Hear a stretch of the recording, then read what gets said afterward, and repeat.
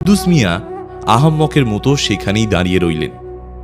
তার ব্যাগে থাকা ৩৬০ টাকাই ছিল তার বৃদ্ধাশ্রম পর্যন্ত যাওয়ার শেষ সম্বল। চোখ থেকে অঝরে পানি পড়ছিল কুদ্দুস মিয়ার। কান্না বন্ধ করে একটা বৃদ্ধাশ্রমের খোঁজে হাঁটতে শুরু করলেন। একটা বৃদ্ধাশ্রম নিজেকেই খুঁজে নিতে হবে, যে কোনোভাবেই হোক। অনেক হাঁটাহাঁটির পরেও আশেপাশে কোনো বৃদ্ধাশ্রমের সন্ধান পেলেন না। সেই গতকাল রাতেই গ্রাম থেকে রওনা দিয়েছে, তার উপর এই বয়সে খাওয়া ছাড়া কতক্ষণই বা থাকা যায়। একটা চায়ের দোকানে গিয়ে দেখলেন খুব স্মার্ট একটা ছেলে রুটি কলা খাচ্ছে।